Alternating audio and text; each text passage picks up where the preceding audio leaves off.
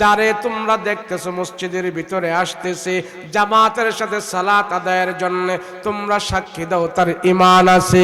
রাসূল বলেন ফজরের নামাজের পরে মসজিদ থেকে যে নামাজ পড়ে বের হইতেছে, তোমরা সাক্ষী দাও সেই ইসলামের পতাকা নিয়ে মসজিদ থেকে বের হইতেছে।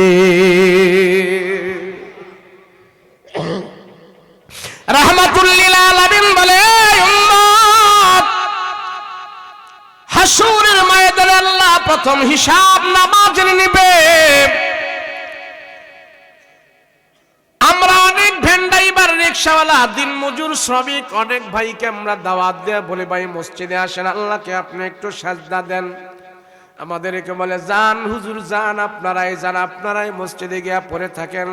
আমরাও যদি আপনাদের মতন মসজিদে যাইয়া পড়ে থাকি, নামাজ পড়তে থাকি, আমরা গরিব মানুষ, হাতে হ্যান্ডল, পায়ে পেট্রোল, গায়ে ঘাম, নুন আনতে আমাদের পান্তা ফুরায়, আমরাও যদি মসজিদের ভিতরে যাইয়া পড়ে থাকি, আমাদের বউসে বলা খাবে কে?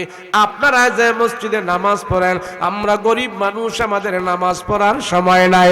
হাসরের ময়দানে যখন আল্লাহ তাআলা হিসাব নেবে, দাও তোমার নামাজের হিসাব দাও, এই সমস্ত গরিব বেনামাজিগুলো সেদিন আল্লাহর কাছে বলতে থাকবেন, আয় আল্লাহ, আমরা গরিব মানুষ ছিলাম, আমরা তোমাকে সাজদা দিতে পারি নাই, আমরা নুন আনতে পান্তা ফুরাতো, আমি বেন্ডাইবার, আমি রিকশাওয়ালা, আমি দিন মজুর, শ্রমিক ছিলাম, নামাজ পড়ার সময় পাই নাই, আপনাকে সাজদা দেওয়ার সময় পাই নাই।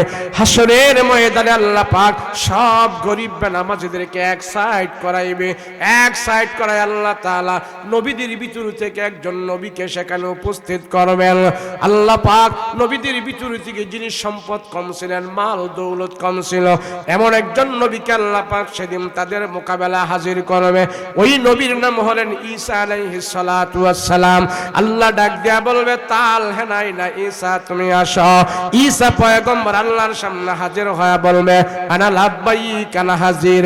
আল্লাহ বলবে, ও পয়গম্বর ঈসা গো, আমার এই সমস্ত গরিব বান্দাগুলো বলতেছে তারা গরিব হওয়ার কারণে আমাকে তারা সাজদা দিতে পারে নাই, আমার কুদরতি কদমে তারা সাজদা দেয় নাই, কপাল লাগায় আমাকে তারা সম্মান করে নাই।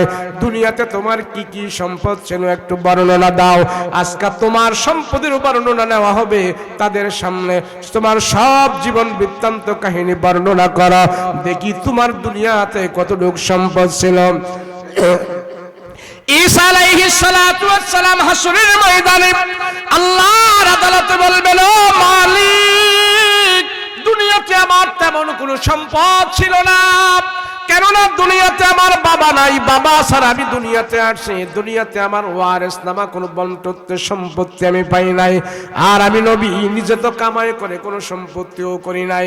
আল্লাহ, দুনিয়াতে আমার তেমন কোনো সম্পদ ছিল না। ঈসা নবী হাসরের মাটি বলবেন, আল্লাহ, আমার মাত্র দুইটা চাদর ছিলেন। ঈসা পয়গম্বরের দুইটা চাদর ছিল, দুইটা চাদর গাই দিয়া পয়গম্বর ঈসা দুনিয়াদারি করেছে। দিনের বেলা একটা চাদর ভিজা গোসল করেছি, আর একটা চাদর সারা শরীরের মধ্যে জড়ায় রাখছি। রাতের বেলা পয়গম্বর ঈসা নবী একটা চাদর বিছাইতেন, আর একটা চাদর গায়ে দিতেন। এবার ঈসা পয়গম্বর বলবেন, আল্লাহ, আমার বাড়িঘর ছিল না, অট্টালিকা বিল্ডিং ছিল না, খাট পালং ছিল না, ল্যাপটপ ছিল না, আমার কম্বল ছিল না, আল্লাহ, মাত্র দুইটা চাদর দিয়ে আমার জিন্দেগি আমি কাটাইছি।